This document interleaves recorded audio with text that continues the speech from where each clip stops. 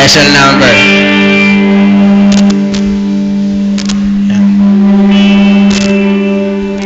The Bone Thugs and Harmony.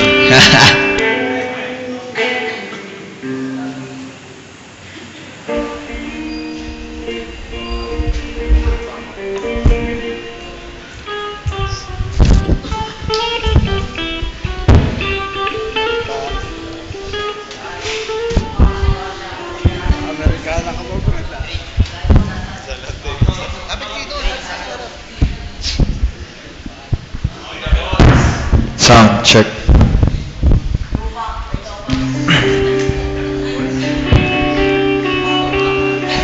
Maraming bagay na din akong pinagdaanan. Maraming bagay na din akong sinubukan.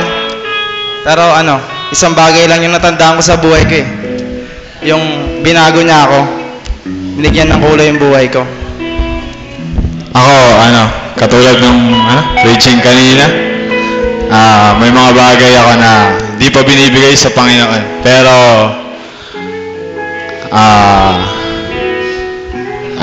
binigyan ko naman, alam ko naman na dapat yung will o yung kalooban pa rin niya yung masunod sa buhay ko. Dati kasi, talagang, kaya kong kontrolin yung mga bagay, yung mga pangyayari. Kaya, yung decisions na ginagawa ko, parang dati akala ko okay lang kahit ako lang mag-isa. Sabi nga, control the outcome. Pero mali pala yun kasi mas maganda pala kapag yung outcome para sa kanya. Mas maganda pala kapag yung outcome para sa ikaguglory niya. Kaya, yun. Papasalamat kami kasi part kami ng bagong ng pamilya niya dito sa IBC. Yan. Sa akin naman, nakaka-bless yung preaching ni Birthday Boy. Happy birthday. Sa akin, kahit anong ipatong sa amin sa ulo, kahit anong mga award na makuha ng mga kasama ko, mga agrupo ko, dalawasin ko lang sa Panginoon niya. Kahit ilang beses kami tumayo rito sa pulpito, kumanta, ilang beses kami mapuri ng ibang tao, dalawasin ko lang sa Panginoon yan. Pero, ang hindi ko kayang kalimutan o hindi kayang higitan ng kahit sino, yung bawat ginawa sa buhay namin ng Panginoon, hindi kayang higitan ng kahit sino. Bawat sa inyo rin, hindi ko kayang pantahin yung ginawa ng iba yung pagkakahango sa inyo ng Panginoon, iba rin sa amin. Akala ko kasi makikita ko yung saya, yung tunay na ligaya sa pagsama sa barkada, pagsubok ng mga bisyo. Pero sa pagsama sa barkada, pagsubok sa mga iba-ibang bisyo, lalo lang nasira yung buhay ko. Pero buti na lang, may ginapit yung Panginoon ng mga tao para dalhin kami doon sa may lugar, sa daan na gusto niyang daanan namin. Kaya etong kantang to, Kay Jomar, happy birthday. Kay Francis. Kay Mark. Pasargo. sa mga kabataan kagaya namin, Pastor Go, Simon, lalo-lalo na sa Panginoon. Ako, sabit lang ako dito.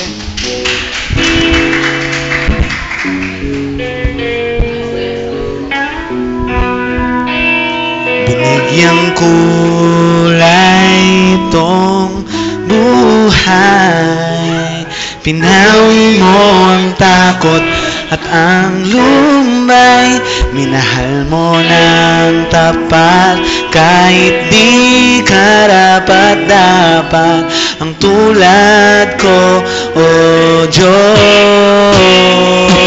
Isasambulat ang mga akdang aking sinulat, kahit si Mike Enriquez ay hindi kayang iulat. Nag-uulat sa buhay at mga nangyari dito sa buhay ko na ngayon naging bahagi, naging kasapit, ngayon naglilingkod sa hari, mawit ng papuri at mamuhay ng maluwalhati. Pagbabago, ito ay nadalangin ko, natiyak naging posible pag ikay kasama ko. Walang nanaisin kundi ang kalooban mo, pagkat ako'y iyong inibig at binigyan ng pag-asa mo, bigyan mo ng kulay ang dating magulo kong buhay. Kaya ngayon sa'yo ko to iaalab, kulay itong buhay, pinawi mo ang takot at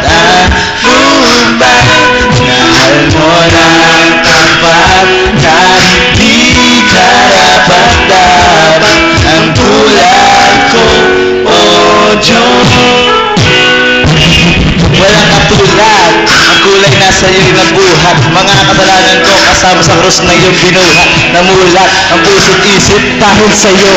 Dahil din sa'yo, naligtas sa katulad ko, binago mo ko.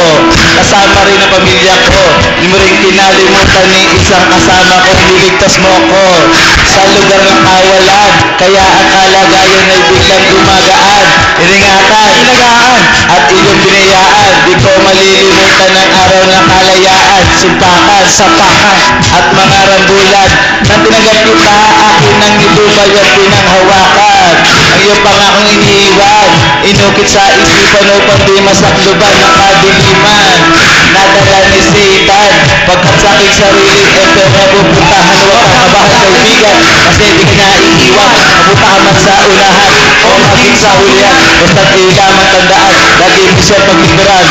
Purihan, kasalamatan, at pakinggan. Yan ang dapat niyong gampanan. Yang mula itong Binawi mo ang takot at ang lumban. Minahal mo ng kapal kahit di karapat-dapat.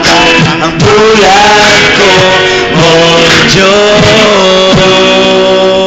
Ang kasiyahan, sinubukang sa mundo'y hanapin. Kahit sakay, di nakuha kong magpaalipin. Nakuhang mag-inom, sugo ay sa aking magulang. Sapagkat di na kontentos ko ng dali ang kasiyahan. Ngunit o Diyos, binigyan mo ng kalinawan. Ang aking puso, ang aking isip at ang aking mga naramdaman. At kahit ngayon na marami pa ang lumadaan, kaya hawak sa pangawag, papatuloy sa pagkakla. Aking naranasan, ikaw lamang ang lahat. Dahil kalokohan sa buhay na walang hanggan. Sa buhay ko, isa lang ang dalangin ko. Sana ikaw sa laging makasama ko. Yang kulay itong buhay. Binawi mo ang takot at ang lumban. Binal mo ng tapat kahit hindi ka napatama. Tulad ko, ang Diyos. Maraming salamat sa buhay na binago. Sa buhay na ginawang makulay. Sa mga bagay na ginawa mo. Maraming salamat. Ikaw lang talaga. Walang kadagalan ng isa. Maraming salamat. Ikaw lang. Sa pagmamaalay-nalay. Sa walang humpay na pagmamahal. Maraming salamat, Panginoon.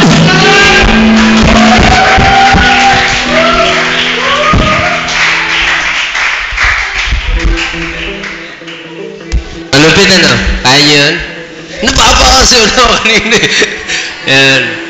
Sabi ni Manok, maraming salamat. Doon nakatingin eh. Taga naman, you know. Abangan nyo! Magkakaroon sila ng single. Wino-workout namin yon. Magkakaroon sila ng single. Nilalabas namin. Papunta sa region natin. Just, seryoso. Mga sila, itangkiligan nyo. You know, and if you have, if you want to help them write some stuff, you know, just be there. Para na. So, binigyan kulay yung buhay. Talaga nga naman.